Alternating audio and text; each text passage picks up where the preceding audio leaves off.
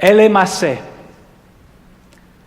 That's the words that begin this week's Torah portion, the last Torah portion in the book of Numbers. Ele Maseh, these are the journeys. These are the journeys. These are the journeys of the Israelites as they left Egypt and wandered for 40 years until this very moment, at the end of the book of Numbers, where we are at the edge of the promised land. The book of Deuteronomy really is a retelling of the whole story from Exodus to this week's Torah portion, really. These are the journeys. They said journeys because they count 42 different stages in our journeys, in our journeying, our wandering through the wilderness. 42 times we stopped, we encamped, and we stayed there, sometimes for a few days, sometimes a few weeks, sometimes a few years. But all told, all together, we had 42 journeys through the wilderness, all the way to the gates of the promised land. And as one rabbi aptly puts it, and I quote, "There were no more wanderings through the desert than a spelling bee champion wanders through the alphabet." And it's worth repeating. There were no more wandering through the desert than a spelling bee champion wanders through the alphabet. Unquote. Now why? Why is this rabbi talking about the alphabet and making this comparison with the wanderings? Well, this rabbi is one of the mystics, you know. So he doesn't read the Torah as a story. He doesn't read the Torah from the literal level. He doesn't care, really, whether there were any Israelites that ever wandered the desert. As far as he's concerned, as far as I'm concerned, that is of no consequence. Because that is not what the story is about. That is not what the story seeks to convey. For the Kabbalists, for the Jewish mystics, 42, the 42 journeys, 42 represents the 42 letters of the mystical name of God. That's what it's talking about. Those 42 letters of the mystical name of God are a reordering, a scrambling of the first 42 letters of the book of Genesis. And these 42 letters give us the 42-letter name of the mystical God. Now, a Talmudic rabbi, his name I have right here, it's kind of hard to pronounce, Rabbi Nechunia ben Hakana, took these scrambled 42 letters and decided to write a poem, an acrostic poem, meaning that he took each one of those 42 letters and he used each of the letters as the beginning of one of the words in his poem. 42 letters, 42 words. Now he proceeded, inspired perhaps by the Shema, the 6 words of the Shema, he proceeded to divide his verses of each verse being 6 words, just like the Shema. So he had 6 words per verse, meaning 7 verses to his song. 7 verses of 6 words. And each verse holds 6 letters of the name of God. Now the rest of the mystics saw that, and what they did is that they superimposed upon those verses the 7 lower sephirot of the Kabbalistic tree of life. And assigned a sephirah from Chesed, we'll go through those, all the way to Malchut, to the 1st through the 7th verse, giving each of the verse a certain kind of energy to also read from as you uncover that verse. Now, not only that, but that poem became part of the canon of our liturgy and is sung or prayed every morning as part of the morning service, every day of the week.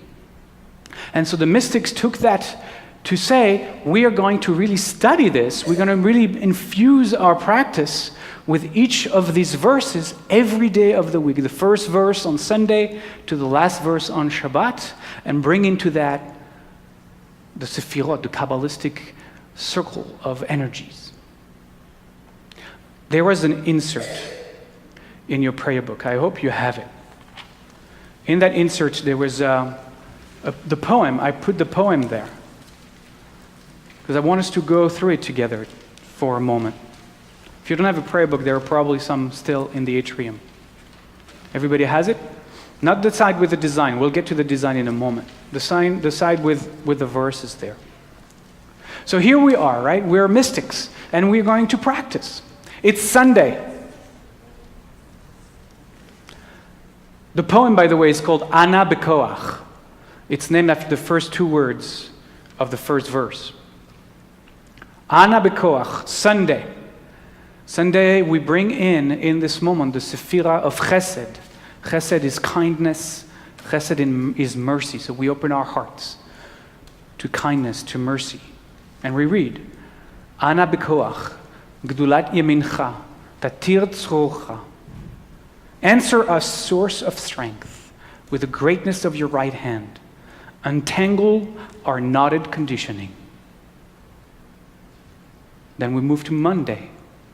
Monday is the Sephira, the energy center of Gevurah, which is energies of strength, of courage, of justice. Kabel rinat amcha sagvenu taharenu nora. Receive your people's song. Help us rise in awareness and become clear channels. Tuesday.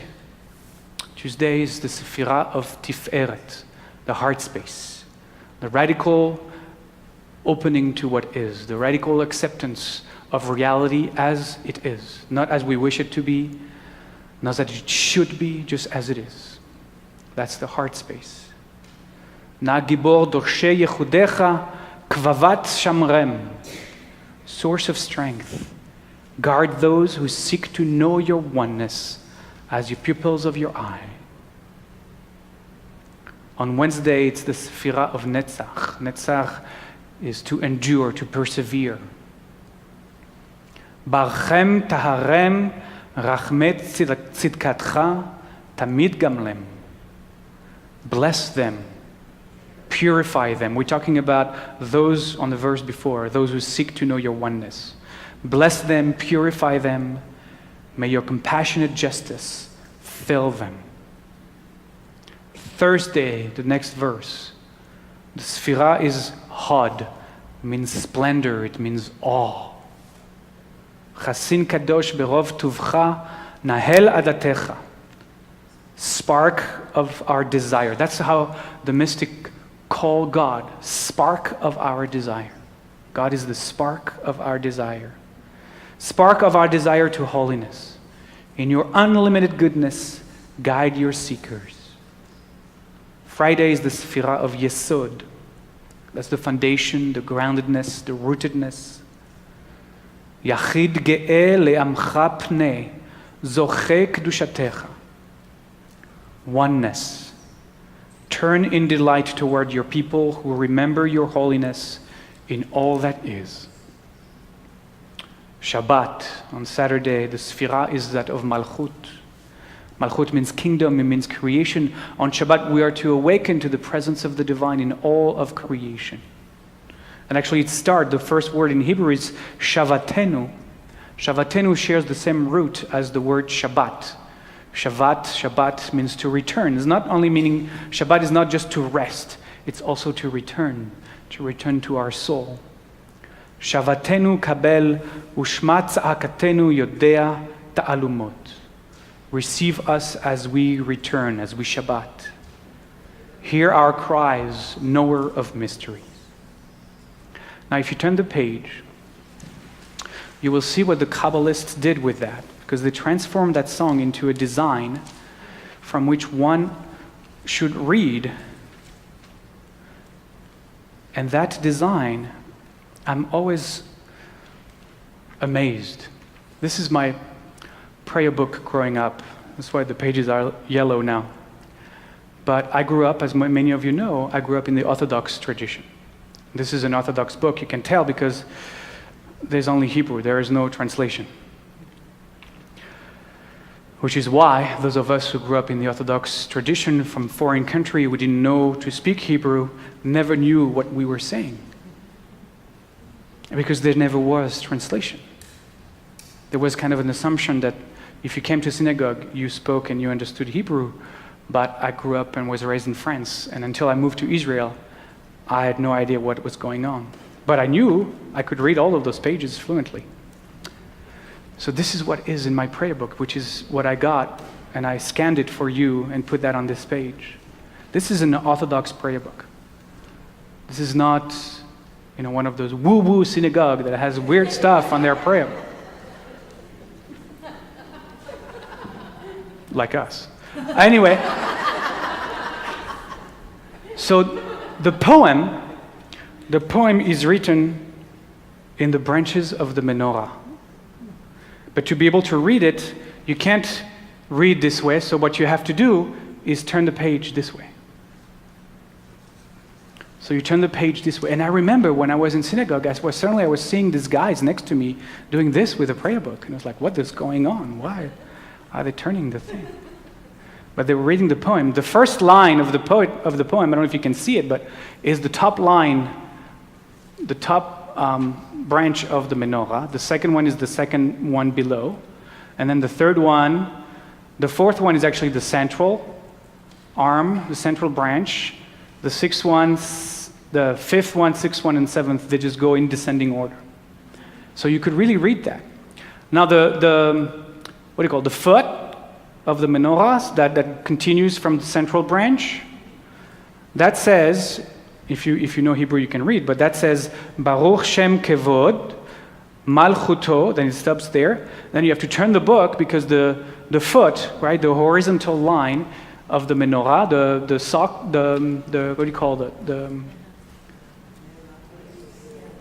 the base.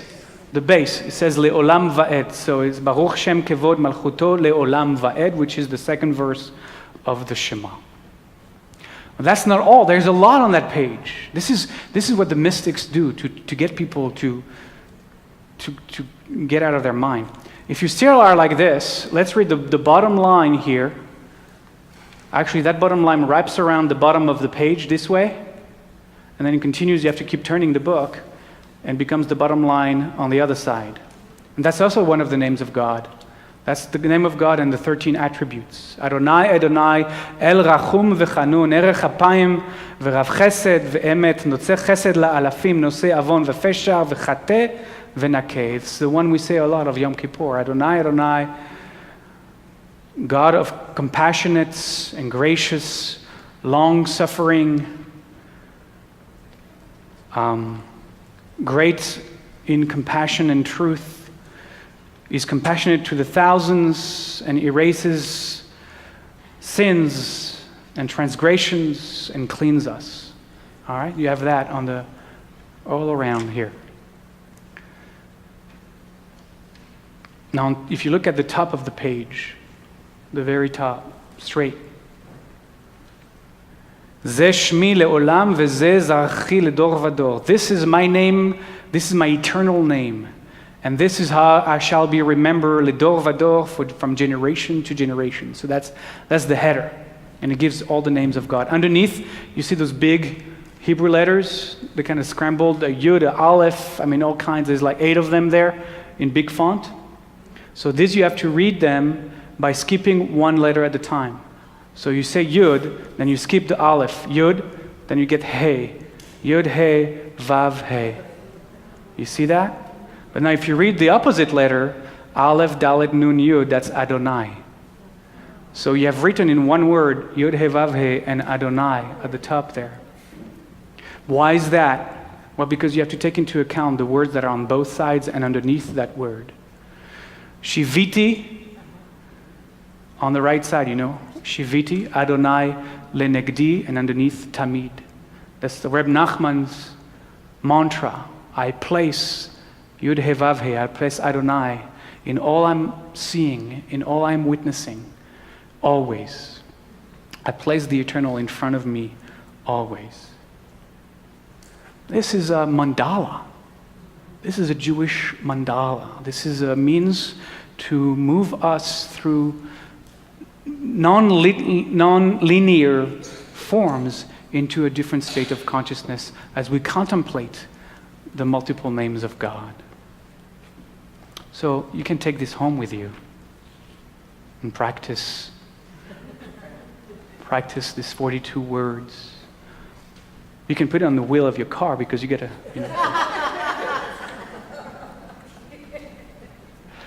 42 words of a poem, really. 42 words born out of 42 letters.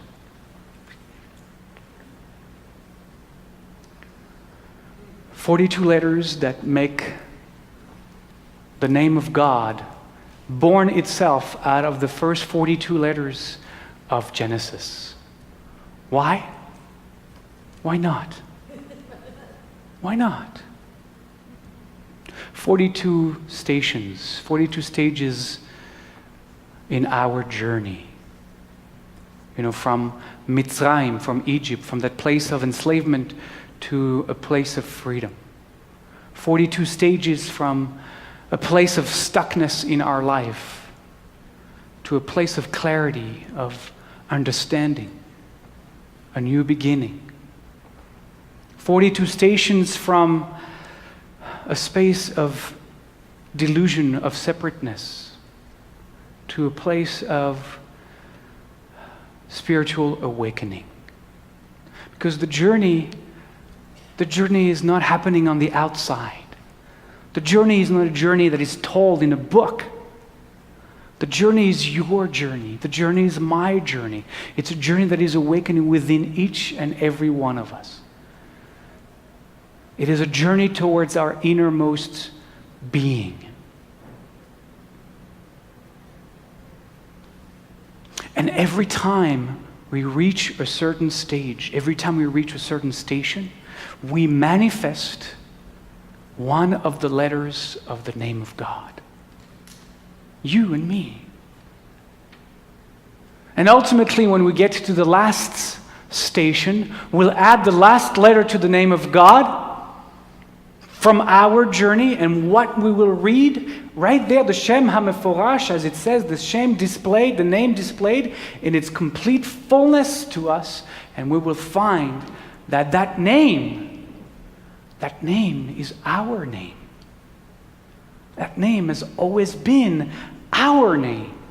Not the name that you were given when you were born, or the name that you gave yourself along the way. I'm not talking about that name. That name is like a name tag. It's a name tag to help us be separate from each other. So I'm that name right here, and you are that name over there, and it means so much, that name. There's so much stuff connected to that name. But that's not the name. That's the name of separation. The name that we will discover at the end of our journey is the name that is all of our names. The name that we had before the universe was created. The name that is your name right now behind the pretense of this character that we are acting out all the time. That name that is there to remind us of the interbeingness of it all. The interbeingness and interconnectedness of it all. We are the leaves on the Kabbalistic tree of life. We are the leaves on the Kabbalistic tree of life. So from the perspective of the leaf, you think that you're separate from all the other leaves that are floating around in the winds of life. But the truth is that we are all connected at the stem to the branches of the tree of life. And the branches of the tree of life connected to the trunk, and the trunk connected to the deep roots and the earth of life with a capital L. And it's true that sometimes towards the fall of our lives, as a leaf, the sap, the energies begin to recede from the leaf, and so we start to wither. And as the sap recedes into the branches and into the trunk and into the roots, that leaf falls away from the tree and falls down to the ground, and that body fertilizes the earth for the tree, for life to be reborn. And so the sap goes back up the trunk of the tree and into the branches, and we are reborn into another leaf. But the leaf is not separate from the tree. The branches are not separate from the tree. The tree is the roots, it is the trunk, it is the branches, and it is the leaf. We are that tree. We are the leaves and the tree.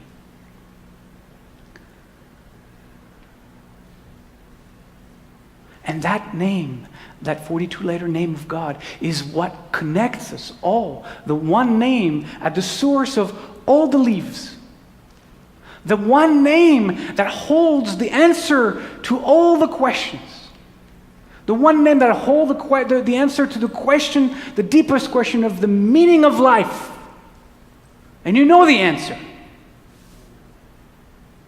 42.